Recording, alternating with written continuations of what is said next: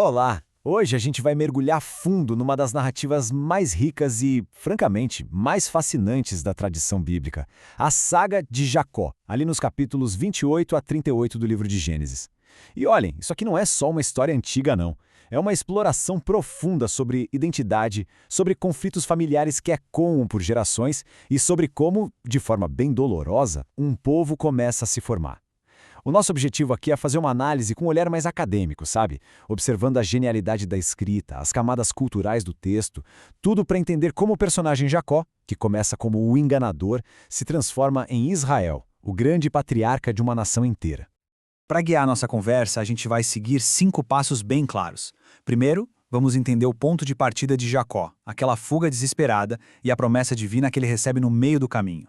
Depois, vamos acompanhar a jornada dele em Harã, onde o jogo vira e o enganador, bem, ele prova do próprio veneno. A terceira parte vai cobrir como ele constrói sua própria riqueza e precisa fugir de novo. Aí, a gente chega no ponto alto, no clímax, a luta que transforma tudo, lá em Peniel. E por fim, vamos analisar os conflitos que continuaram a assombrar a família dele, mesmo depois de ele se tornar Israel. Então, vamos começar. A nossa primeira sessão foca no início de tudo, a fuga de Jacó.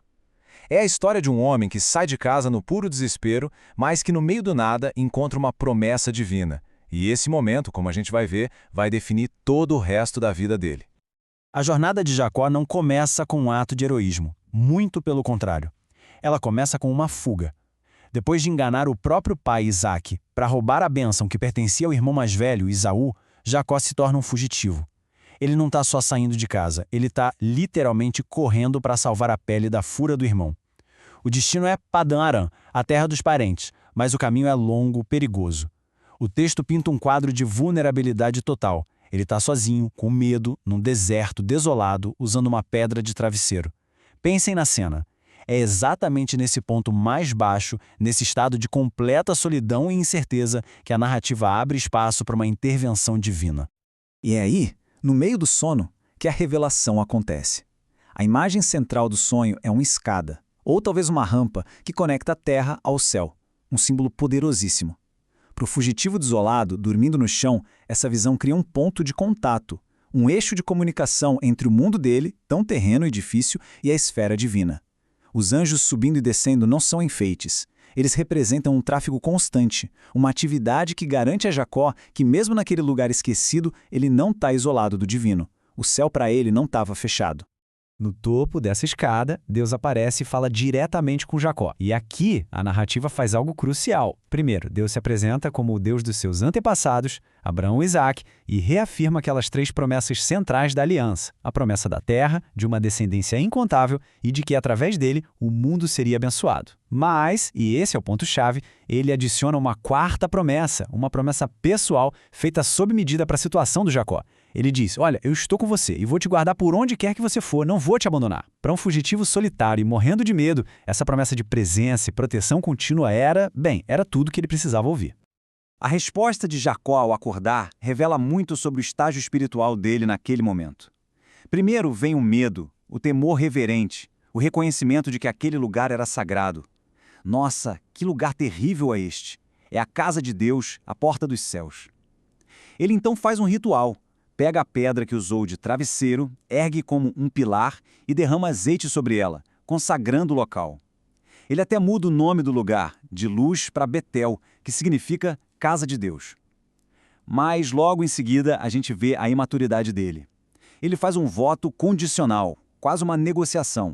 Se Deus for comigo, e me guardar, e me der pão para comer e roupa para vestir, e eu voltar em paz, então o Senhor será o meu Deus. É uma fé transacional, sabe? Baseada em condições. Ele ainda não se entregou por completo. Mas o primeiro passo, sem dúvida, foi dado. Então, para a gente fechar essa primeira parte, a jornada de Jacó começa no fundo do poço, mas é justamente ali que Deus intervém com uma promessa. O sonho em Betel garante que ele não está sozinho. A resposta dele ainda é de uma fé imatura, condicional, mas agora ele parte para Harã não mais como um fugitivo desesperado, e sim como um homem que tem uma promessa para se agarrar. E agora a gente entra na segunda sessão, que cobre os 20 longos anos que Jacó passa em Harã, na casa do tio dele, Labão. Se a primeira parte foi sobre a promessa divina, essa aqui é sobre a provação humana. É um período marcado por amor, trabalho duro, engano e uma rivalidade familiar intensíssima, que, de forma bem paradoxal, vai dar origem à nação de Israel. A chegada de Jacó em Harã é uma cena de cinema. Ele encontra uns pastores perto de um poço que estava tampado com uma pedra bem pesada. E então Raquel, a prima dele, chega com as ovelhas. O texto diz que, quando a vê, Jacó, sozinho, remove aquela pedra enorme, um ato de força impressionante que normalmente precisaria de vários homens. É um gesto que mostra o poder e a paixão dele. Ele beija Raquel e chora, uma explosão de emoção de um cara que estava sozinho há muito tempo. Pela primeira vez, Jacó não é movido pela astúcia ou pelo interesse, mas por um amor genuíno. Ele se oferece para trabalhar 7 anos por Raquel, e o texto diz, de forma poética, que lhe pareceram poucos dias, pelo muito que a amava. Depois de 7 anos de trabalho, chega a tão esperada noite do casamento. E aqui a narrativa usa uma ironia simplesmente brilhante. Labão, com a desculpa dos costumes locais, engana Jacó. Na escuridão da tenda, ele entrega a filha mais velha, Lia, no lugar de Raquel. Quando amanhece, Jacó descobre a troca e vai tirar satisfação com Labão, perguntando: "Por que você me enganou?" Essa pergunta ecoa ao próprio passado de Jacó. O enganador, que se aproveitou da cegueira do pai para se passar pelo irmão mais velho, agora é enganado na escuridão por um sogro esperto que lhe entrega a irmã mais velha. O suplantador prova do próprio veneno. É uma lição dura e um ponto de virada fundamental para o amadurecimento do caráter dele. O que vem a seguir é um drama familiar intenso. Jacó se casa com Raquel também, uma semana depois, mas o preço são mais 7 anos de trabalho. A casa de Jacó vira um campo de batalha emocional e o útero das mulheres a arena principal. Lia, a esposa que não era amada, é fértil e dá à luz um filho atrás do outro, dando a eles nomes que expressam sua esperança de, um dia, ganhar o amor do marido. Já Raquel, a esposa amada, é estéril, o que era visto como uma grande desgraça naquela cultura, e o sofrimento a leva ao desespero. A rivalidade chega a um ponto em que ambas usam suas servas, Bila e Zilpa, como barrigas de aluguel para ter mais filhos para Jacó. E é nesse ambiente de dor, competição e anseio que nascem os 12 filhos que se tornarão os patriarcas das 12 tribos de Israel. Resumindo essa segunda sessão, os 20 anos em Harã foram um período de intensa aprovação e formação para Jacó. Ele conheceu o amor verdadeiro por Raquel, mas também sentiu na pele a dor de ser enganado, um espelho dos seus próprios atos. A narrativa usa essa ironia de forma magistral para forçar o amadurecimento do personagem. E no meio de tudo isso, a rivalidade dolorosa entre Lia e Raquel, movida pelo desejo de amor e aceitação, se torna paradoxalmente o mecanismo que funda a família de Israel. Os 12 filhos, a futura nação, nascem não em harmonia, mas num caldeirão de conflito humano. Na nossa terceira sessão, a gente vai ver como Jacó, depois de pagar os 14 anos de trabalho pelas esposas, começa a construir sua própria riqueza. Isso, claro, gera novas tensões com o sogro, Labão, e culmina numa segunda fuga, mas dessa vez, uma fuga muito diferente da primeira. Jacó negocia um novo salário com Labão. Ele ficaria com todos os animais salpicados, malhados e escuros que nascessem. Labão, achando que estava fazendo um ótimo negócio, aceita na hora e, para ter certeza da vantagem, já separa todos os animais com essas características do rebanho principal. Mas Jacó usa uma estratégia curiosa, baseada numa crença popular da época, de que o que a mãe via na hora da concepção influenciava a aparência da cria. Ele coloca galhos com listras descascadas na frente dos animais mais fortes na hora do acasalamento. O resultado? O rebanho de Jacó se multiplica com animais fortes e malhados, enquanto o de Labão enfraquece. Mais tarde, Jacó revela que, na verdade, ele atribui esse sucesso a Deus, que usou a astúcia humana dele como um canal para cumprir a promessa de bênção. Com a riqueza de Jacó crescendo, o clima na casa de Labão fica hostil. Os filhos de Labão o acusam de roubar a herança deles, e o próprio Labão já não o trata mais como antes. É nesse contexto tenso que Deus ordena a Jacó: volte para a terra de seus pais. Jacó conversa com suas esposas Lia e Raquel, que surpreendentemente dão apoio total. Elas se sentem vendidas e exploradas pelo próprio pai e concordam com a partida. Então, Jacó foge em segredo com toda a sua família e seus bens. Mas num ato bem enigmático, Raquel rouba os ídolos da casa do pai. Quando Labão descobre a fuga, 3 dias depois, ele sai numa perseguição furiosa. O confronto acontece nos montes de Gileade. Só que, na noite anterior, Deus avisa Labão em sonho para não fazer mal a Jacó. A tensão é palpável. Labão acusa Jacó de ter roubado seus ídolos. Jacó, sem saber de nada, lança uma maldição de morte sobre o ladrão e permite a busca. Raquel, com uma astúcia incrível, esconde os ídolos na sela do camelo e se recusa a levantar, dizendo que estava no seu período menstrual. Uma desculpa que Labão não podia contestar. Com sua inocência provada, Jacó explode num desabafo poderoso, listando os 20 anos de serviço leal e exploração. O confronto, que tinha tudo para acabar em violência, se transforma num tratado de paz. Eles fazem um monte de pedras como testemunha, estabelecendo uma fronteira e garantindo a autonomia de Jacó. Resumindo, nessa sessão vemos Jacó usando uma mistura de esperteza humana e bênção divina para conquistar sua independência econômica e familiar. A hostilidade de Labão o força a fugir de novo, mas dessa vez ele não sai sozinho e de mãos vazias. Ele sai como um patriarca rico, líder de um grande clã. O episódio complicado do roubo dos ídolos mostra como os personagens são complexos, especialmente a Raquel. E por fim, a aliança com Labão sela sua autonomia. Jacó está livre, mas essa liberdade o coloca em rota de colisão com o maior fantasma de seu passado, seu irmão Esaú. Chegamos agora à quarta sessão, o coração da saga de Jacó. Sem dúvida, um dos episódios mais misteriosos e profundos de todo o livro de Gênesis. É a noite que antecede o temido reencontro com Esaú, uma noite de luta que vai resultar na transformação definitiva do nosso personagem. A notícia de que Esaú está vindo ao seu encontro com 400 homens apavora Jacó. Mas a reação dele agora é muito diferente da do jovem impulsivo que fugiu de casa. Ele mostra uma nova maturidade. Primeiro, ele usa uma estratégia prudente, divide seu acampamento em dois, para que, se um for atacado, o outro possa escapar. Segundo, ele faz uma oração de profunda humildade, reconhecendo que não merece nada e que depende de Deus, e se apega à promessa que recebeu lá em Betel. Por fim, ele prepara uma forma de restituição, enviando uma série de presentes caríssimos em ondas na esperança de aplacar a fúria do irmão. É uma combinação de planejamento, oração e reparação. Depois de mandar sua família atravessar o rio Jaboque, Jacó fica para trás, sozinho na escuridão. E então, um homem misterioso aparece e luta com ele até o amanhecer. A luta é física e intensa. Quando o oponente percebe que não vai vencer, ele toca na articulação da coxa de Jacó e a desloca com um simples toque, o que revela sua natureza sobrenatural. Mesmo ferido, sentindo uma dor terrível, Jacó se agarra a ele e, numa completa inversão de seu caráter, declara: "Eu não te solto enquanto você não me abençoar." O homem que antes roubou uma bênção com malandragem, agora luta por ela com perseverança e dor, se recusando a soltar até recebê-la de forma legítima. O momento crucial acontece quando o ser misterioso pergunta: "Qual é o seu nome?" E Jacó responde: "Jacó." Ao dizer seu nome, ele está confessando toda a sua identidade passada. O enganador, o suplantador, aquele que passa a perna. E é só depois dessa confissão que ele recebe uma nova identidade. Seu nome não será mais Jacó, mas sim Israel, pois você lutou com Deus e com homens e prevaleceu. O nome Israel, que significa aquele que luta com Deus, resume toda a sua jornada. Ele se transforma de um homem que manipula para um homem que se agarra a Deus em luta. Ele sai daquele encontro mancando, com uma marca física permanente que simboliza sua profunda mudança interior. No dia seguinte, o encontro temido acontece. Jacó, que agora é Israel, se aproxima de Esaú com humildade, se curvando 7 vezes. E a resposta de Esaú é completamente inesperada. O exército de 400 homens não era para vingança. Esaú corre, abraça o irmão, o beija e os dois choram. Todo o medo, a culpa e a raiva de 20 anos se dissolvem num momento de graça e reconciliação. A vingança que Jacó tanto temia se transforma em perdão. É a prova de que a transformação interna de Jacó, sua luta com Deus, o preparou para finalmente fazer as pazes com seu irmão.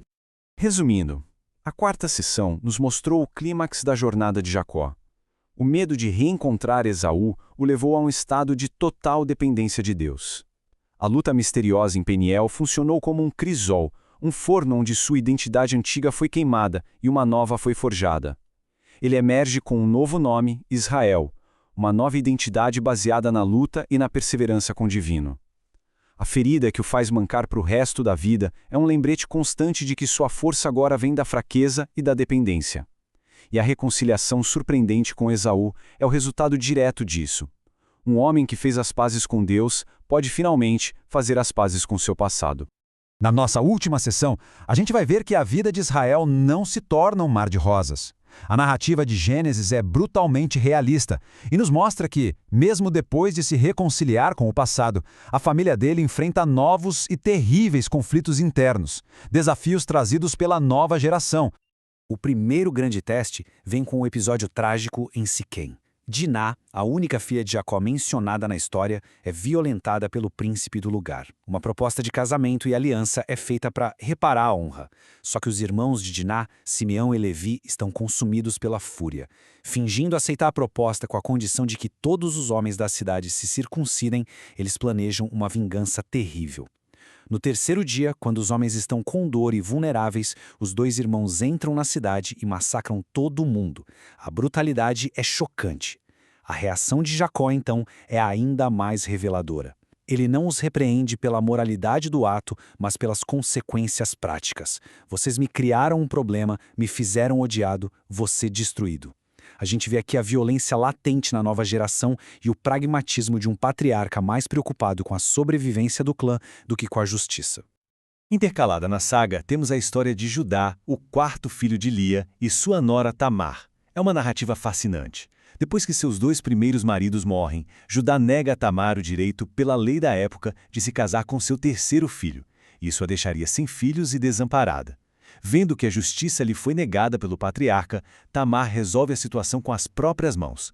Ela usa de astúcia, uma marca da família, e se disfarça de prostituta para enganar o próprio sogro, Judá, e engravidar. De forma muito inteligente, ela pega o selo, o cordão e o cajado dele como garantia. Meses depois, quando sua gravidez é descoberta e ela é condenada à morte, ela apresenta os objetos revelando quem era o pai. E aí vem o momento de redenção de Judá. Em vez de puni-la, ele admite publicamente sua própria falha com uma frase marcante: "Ela é mais justa do que eu." Ele reconhece que, mesmo por meios tortuosos, ela buscou justiça que ele lhe havia negado.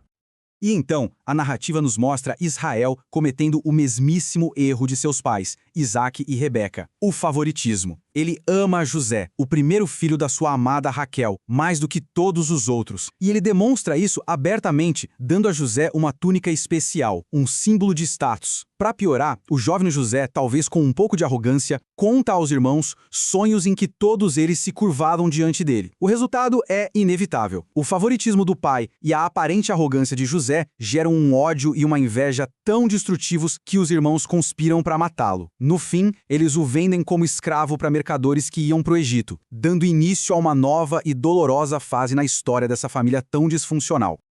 Resumindo essa última parte, o legado de Israel é de uma complexidade imensa. Sua família, mesmo já na Terra Prometida, não está livre de conflitos. O episódio de Diná mostra a capacidade de violência brutal da nova geração.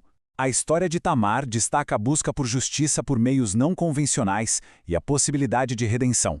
E a tragédia de José mostra como o ciclo de problemas familiares, especialmente o favoritismo, continua causando dor. A família que carrega a promessa divina é, ao mesmo tempo, uma família marcada por falhas, inveja e pecado, o que torna a sua história tão realista e tão relevante.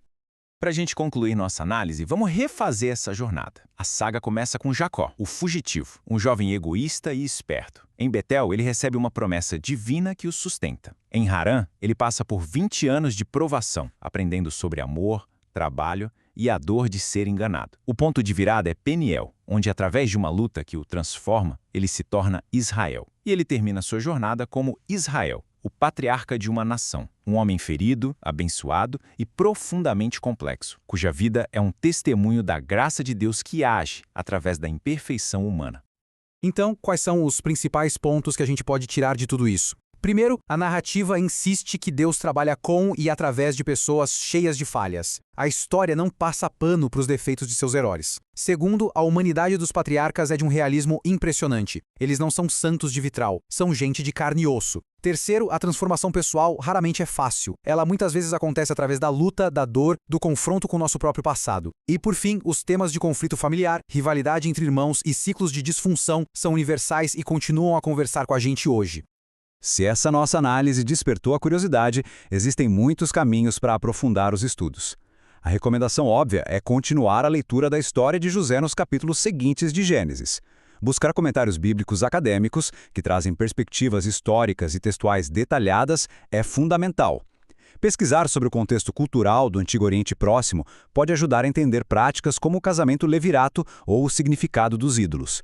E, por fim, explorar outras análises literárias do texto pode revelar ainda mais camadas de significado e arte na construção dessa saga.